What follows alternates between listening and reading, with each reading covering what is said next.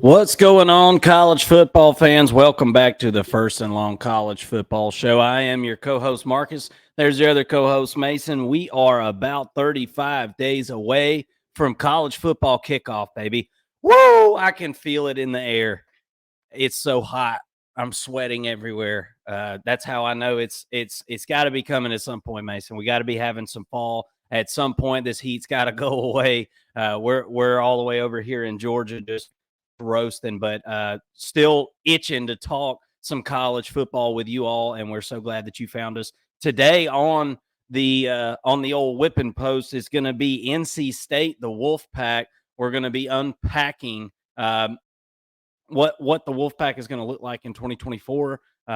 Good season last year. We're going to kind of look into what they've done in the offseason to bring in some more talent to that team. Mason, how are you today? You ready to talk to NC State? Yep, absolutely. Wolfpack once again is on our radar. 35 days away from kickoff, like you said, almost a month out, y'all. And I mean, Labor Day weekend is going to be jam packed. We cannot wait. And yeah, we've got really some early. We'll get to the schedule here in a minute, but we've got some early games for the Wolfpack that are going to impact their season in a tremendous way. So a lot to talk about here. I feel really good about this team. To be completely honest with you, this is an ACC contender. And for anybody who says otherwise, I don't think that they really know what they're talking about, particularly on this offensive side of the football. They've got a lot of weapons coming, and it's going to be very exciting for the Wolfpack fan base.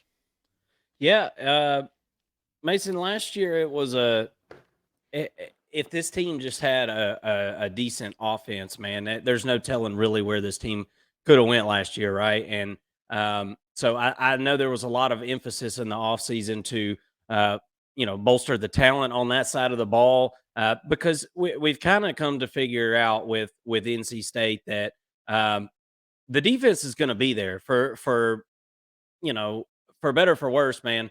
The defense is just that's the most consistent part of this team. And if they can get some type of continuity, some type of rhythm going on offense, it's going to take this team really to the next level. We can look at the 2023 stats that are on your screen there. Number 74 in the country points per game last year offensively. But you compare that against the defense, giving up 21.9 points per game. That's top 30 in the country. So, I mean, even if you just have a top 30, top 40 offense, I mean, it just really takes this team to another level. Look, Dave Doran has been pretty consistent at NC State. And so we're going to talk a lot about the offense today. And we're going to trust that the defense is going to be there, right, Mason? We just feel pretty good about Tony Gibson in the spot. What do you think about NC State this past year? And we'll go into 2024 and what our expectations are for this team. Yeah, I mean, you mentioned it, a lack of offense.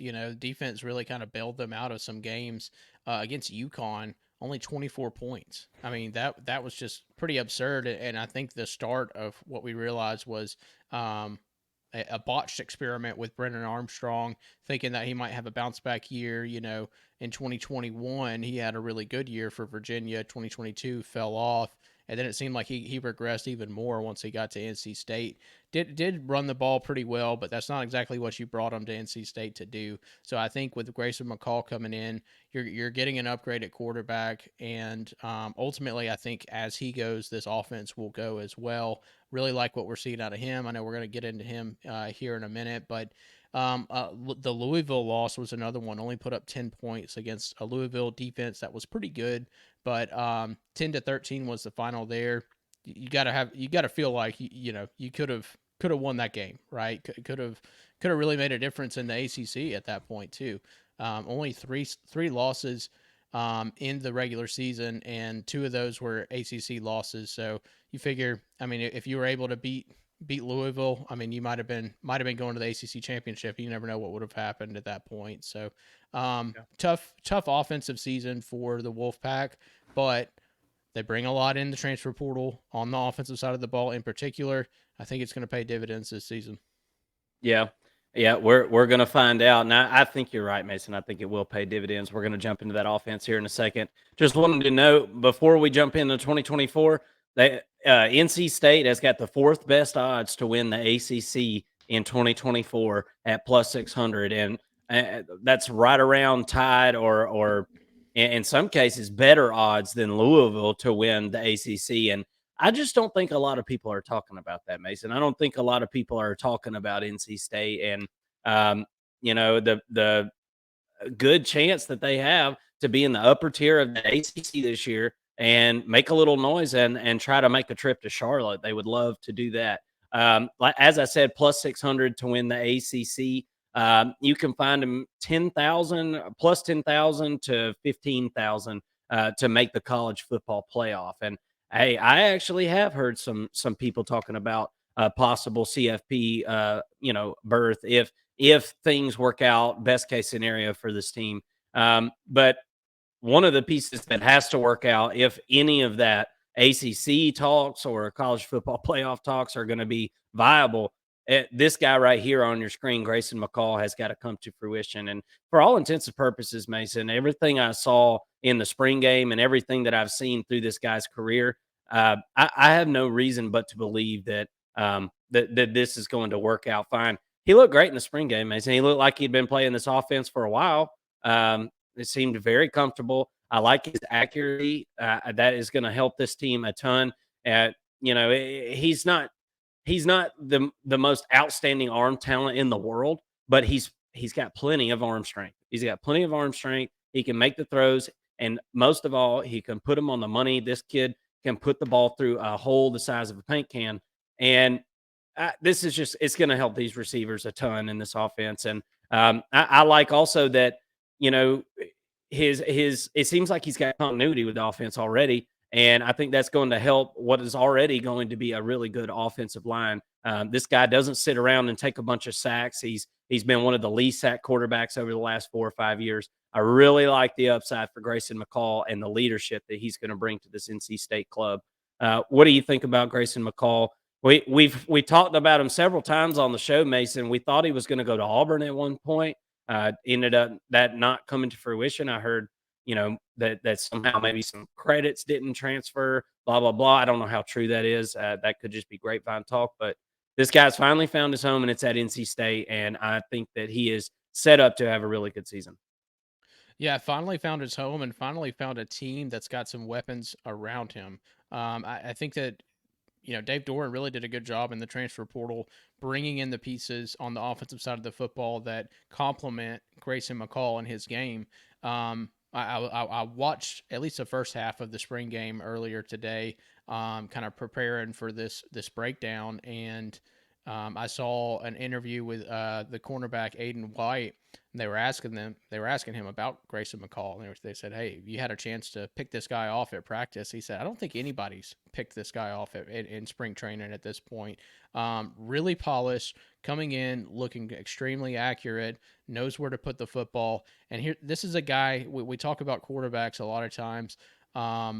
Needing to protect the football, and Grayson McCall does a really good job of that. He's not going to cost you any games, and I think this is kind of a high upside sort of transfer here, where he might actually win you a couple, and that's something that NC State. That's a quarterback that NC State has not had in a long time.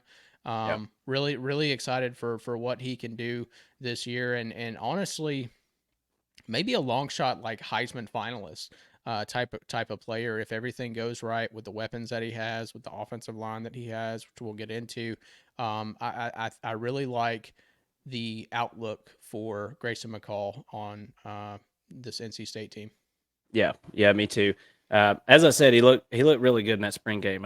And wasn't playing with all the all the powder in the bullet either. There was guys sitting out, and so I'm interested to see what this is going to look like. But I think it's going to be a huge get, and I think it'll prove to be as the 2024 season goes along.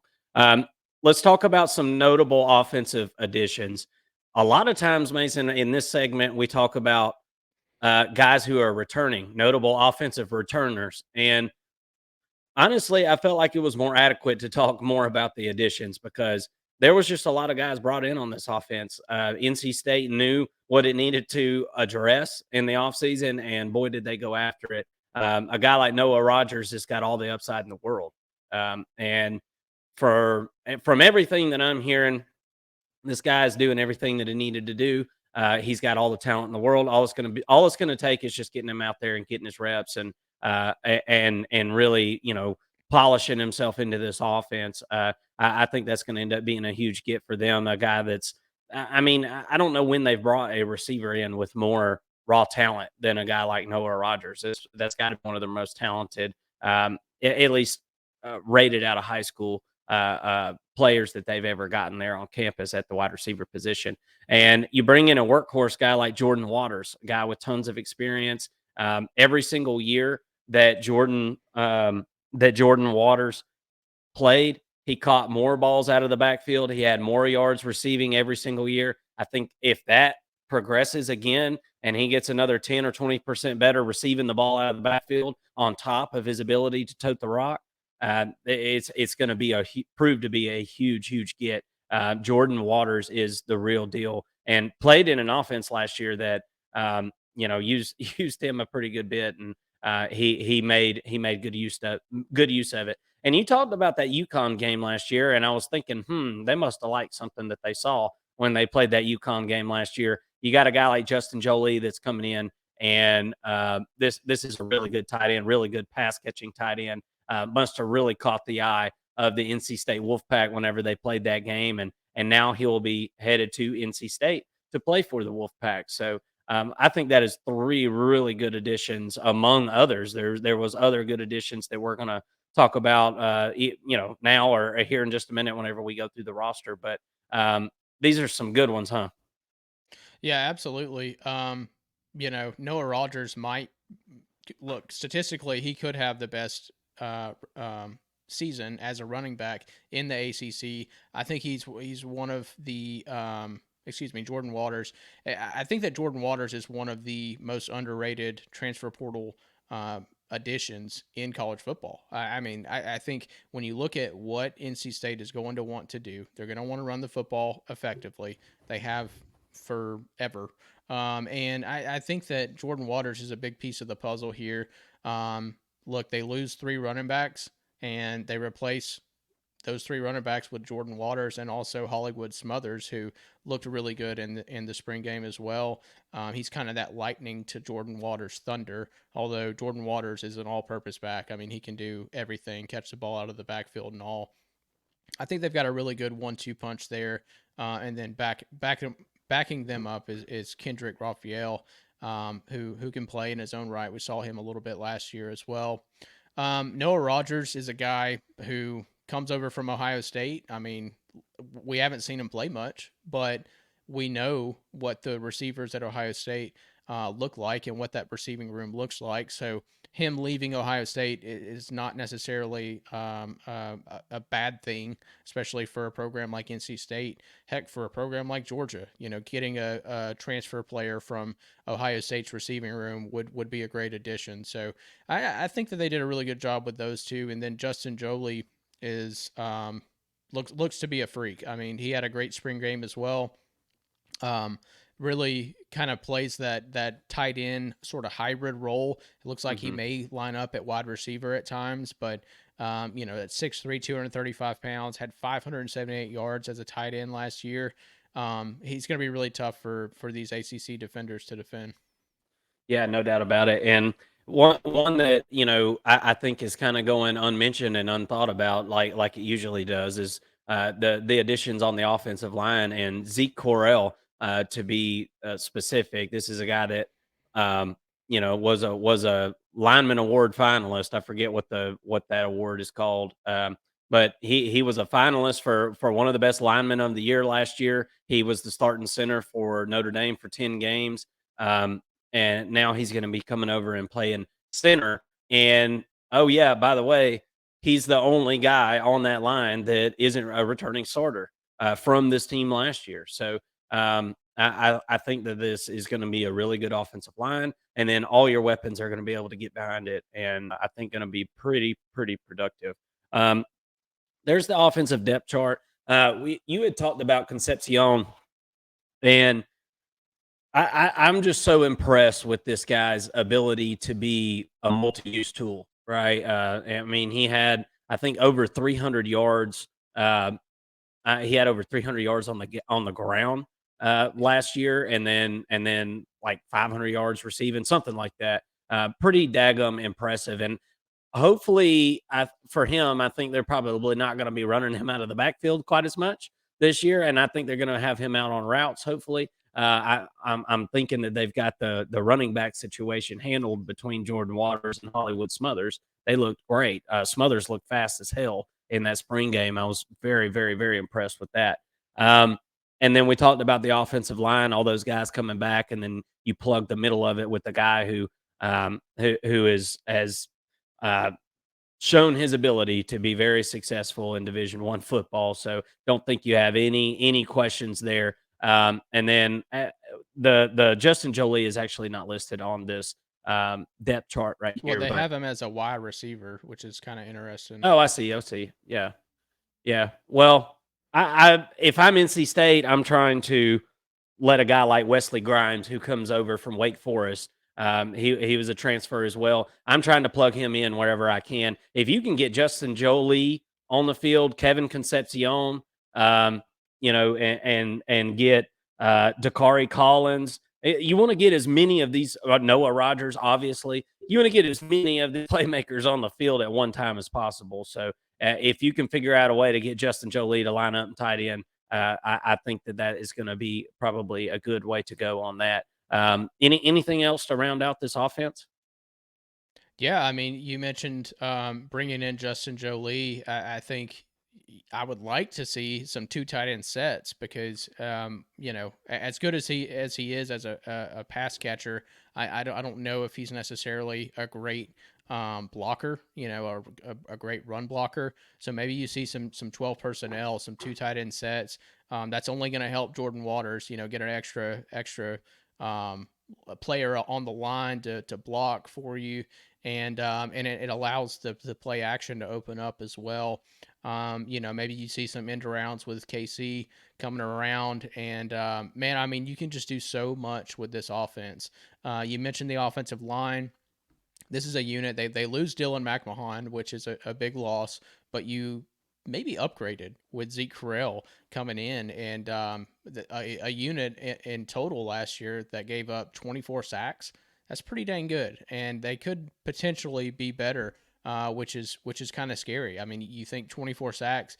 Well, Brennan Armstrong was toting the ball a pretty good bit, and was getting sacked in the backfield because he was holding on the ball too long. So with some better quarterback play, I think somehow this is going to be a better offensive line by all accounts. And as the offensive line goes, this offense will go. That's typically how it works on offense in college football.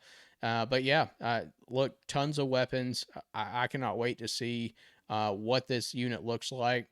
The defense said during that spring game, a couple of players on the defense said that yeah, the offense has kind of had our number this spring season. So that's a good sign. I mean, we're going to get into the defense here in a minute, and I think that the defense does take a little bit of a step back from last season, perhaps. But if you're led by your offense, I think that in a way that's kind of what NC State was kind of hoping for, is to have a better offense to really have some firepower and score some points this year, and I think they'll do just that. Well, and in today's college football, I mean, a lockdown defense is great, but if you don't have an offense to pair it with, it's going to be tough sledding, man. It's going to be tough sledding because you're going to be out there for tons and tons and tons of snaps, and you're leaving yourself prone to injury, and eventually somebody's going to get you and be able to score 13 points on you and beat you like what happened last year, right? So sometimes in college football, your best defense is a good offense and keeping the offense out there, moving the chains. Sometimes these teams can even get so explosive on offense that it puts their defense out to dry, right? We've seen that at USC a few times. It's like, all right, maybe if we could not score so fast. It was literally the opposite of that for NC State last year. So let's see if we can kind of middle that with that offense. And real quick, I do want to mention a few of the freshmen that came in: Terrell Anderson, Jonathan Paylor, and C.J. Bailey, the quarterback. But Anderson and Paylor will see the foot. We'll see some snaps, and we'll play some football this year, some meaningful football, I think. And that they add a couple of good depth pieces. If you can get 600 yards out of those two receivers, I think that you'll consider that a hit on those freshmen. And by all accounts, they turned some heads this off season and during spring practice. So we'll see. Let's get through fall camp and see kind of what they look like after all of that. But C.J. Bailey, a 6'6", 6.5", 190-pound quarterback, a big, tall, lanky guy, looks a lot like Lamar Jackson out there with his speed. But you definitely want Grayson McCall to be your signal caller on offense for the entirety of the season. You don't want him to go down due to injury.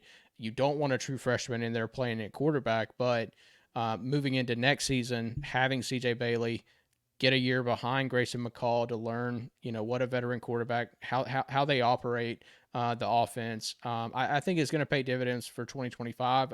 I really feel good about C.J. Bailey as the quarterback for NC State in the future.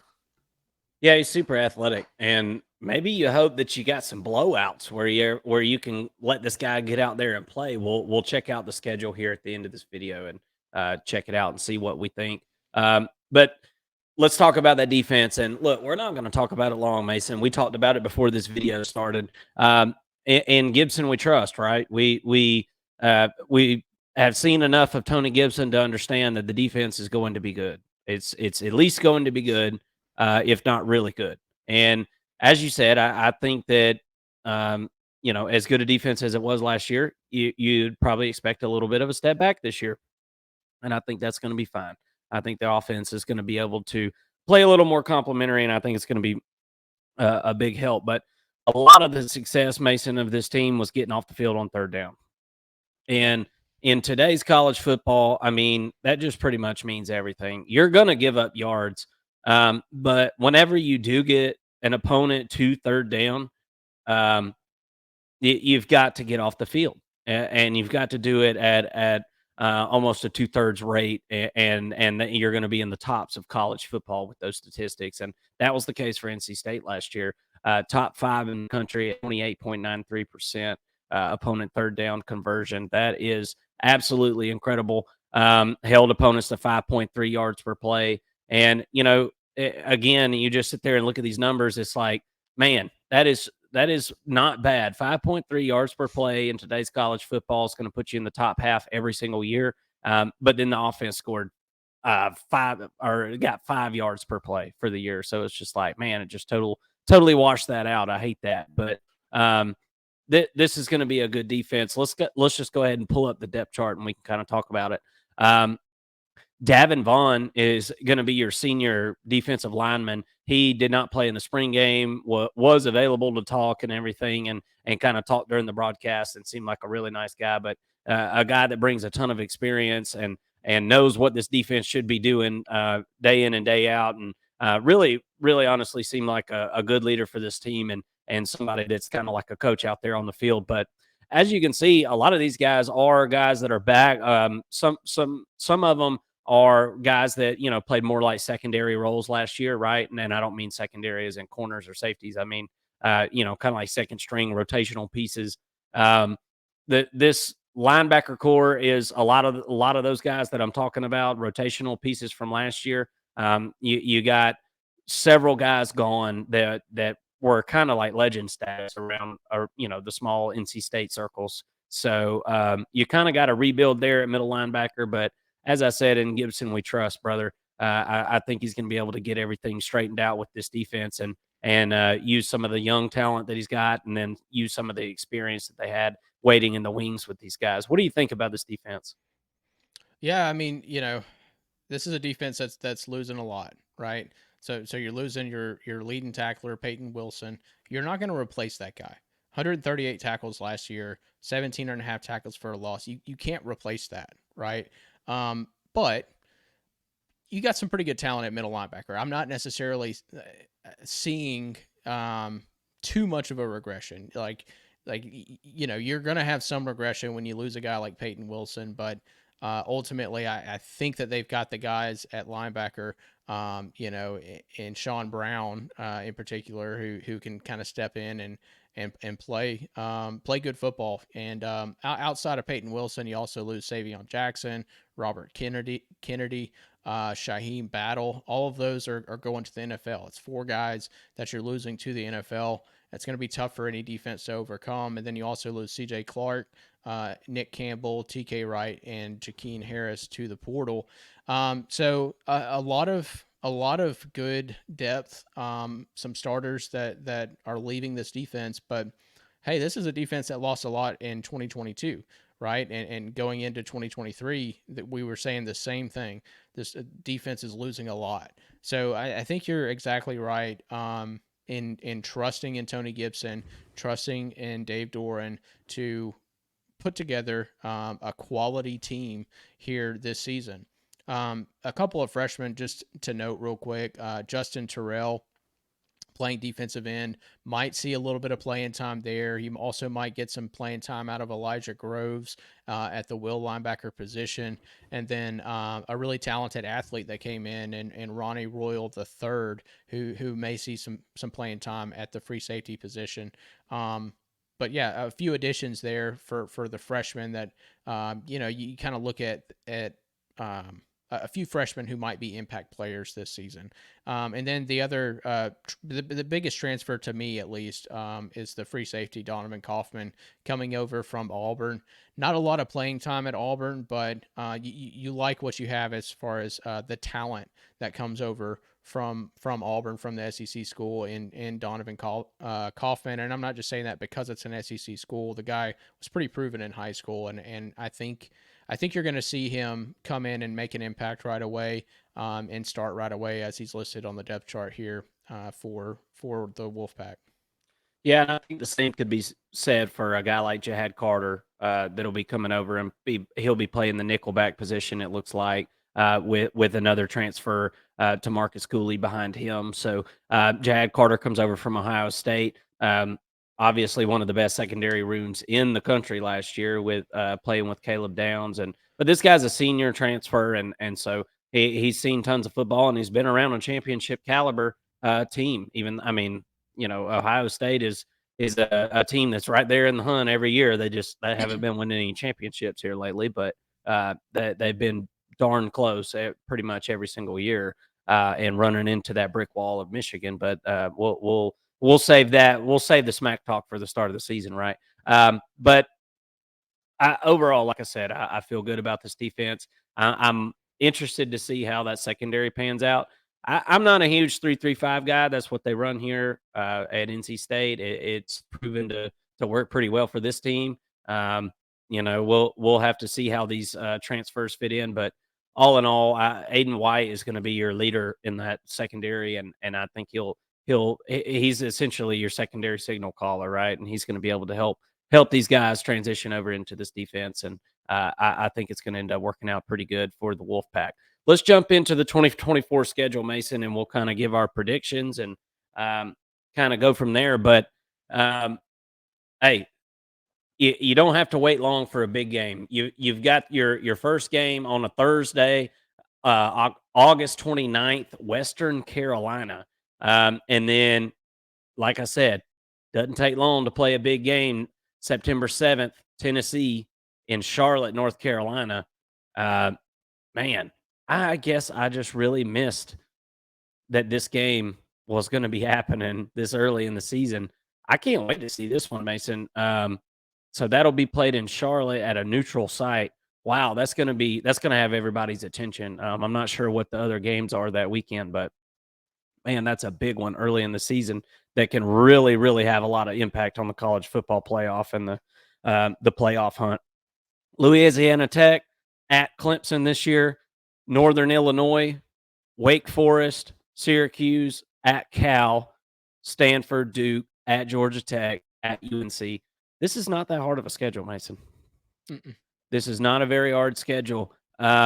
Obviously, it's always tough to go play at Clemson, right? That's always going to be tough.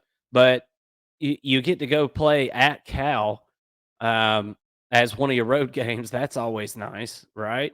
And then at Georgia Tech, I feel like is a tricky game on a Thursday. I will say that.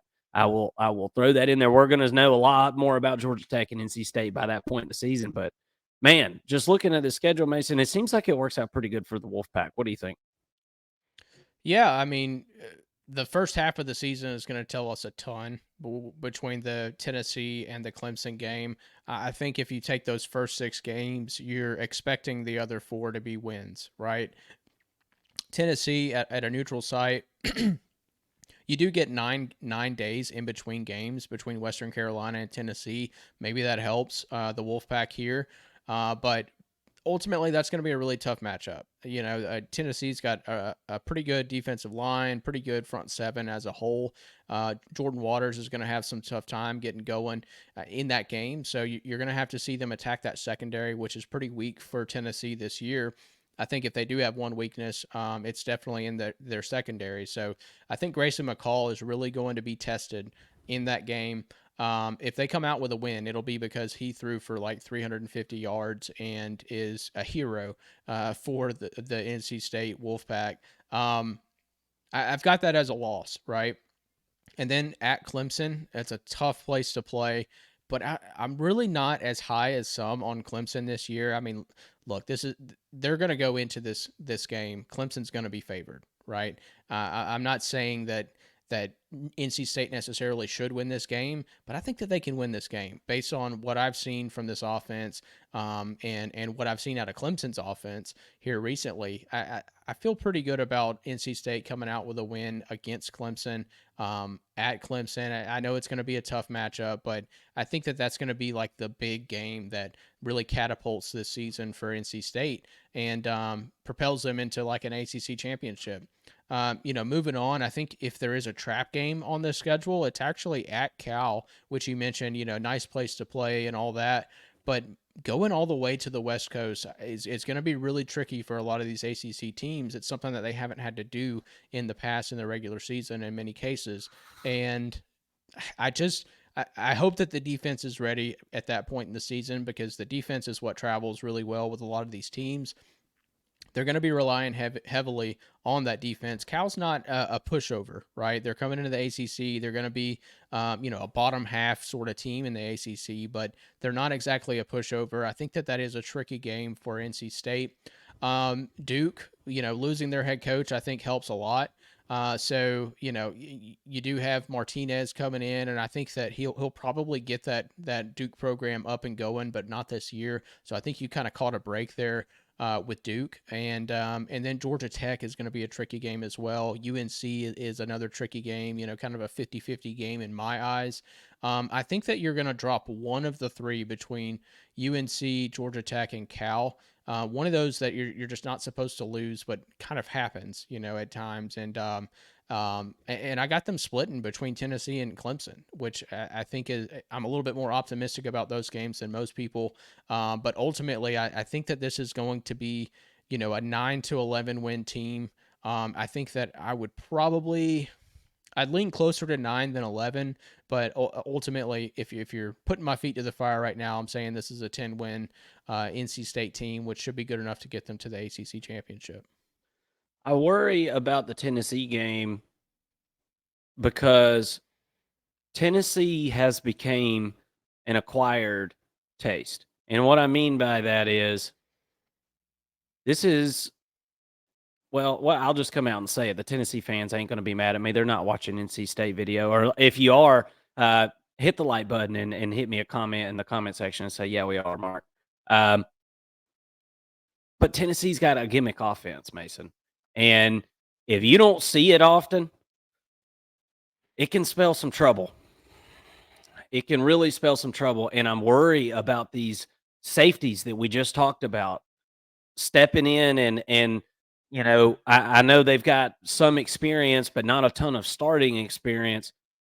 This can be a really, really tough offense to jump in there. And they move so fast. I mean, they just move at the speed of light, move really quick. If you can utilize that awesome third down, getting off the field on third down, that's how you beat Tennessee. You've got to get off the field on third down, get them into third down, first of all. because most of their yards come on first and second. But once you do get them in a third down, you got to be able to get off the field. And those wide receivers can just really play tricks on the secondary. And I certainly do worry about that game. And not to mention, I think the offense is going to have some tough sledding. You talked about that front seven of Tennessee being really good.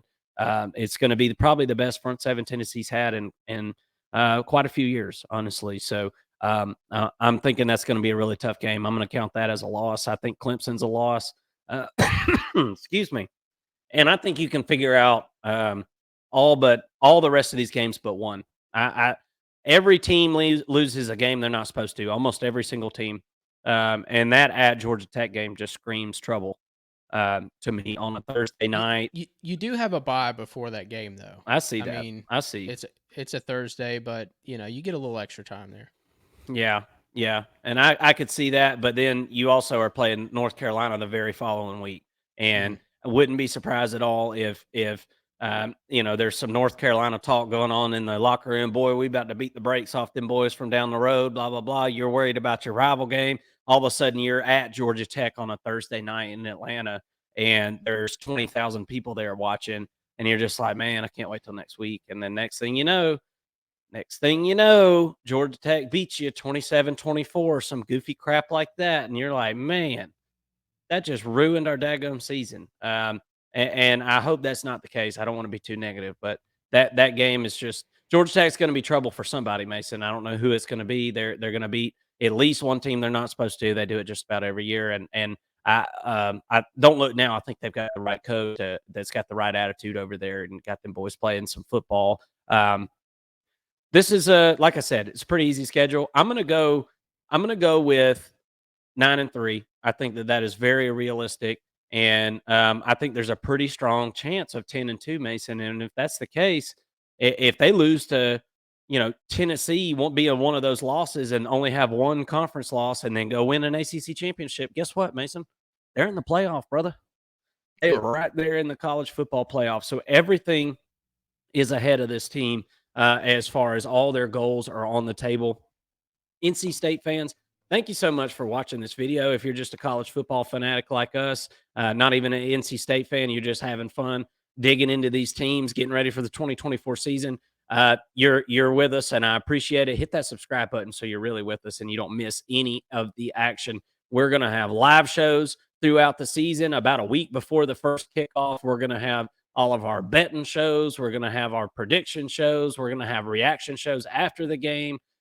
We just have a ton of fun, and we hope that you'll come and join us on the First and Long College Football Show. But until next time, be looking for these videos, folks. They're dropping every single day. That's why you got to hit the subscribe button. We're breaking down another team here in a day or so, so make sure you come and join us. Signing out for the First and Long College Football Show, I'm Marcus. That's Mason. Everybody have a great day.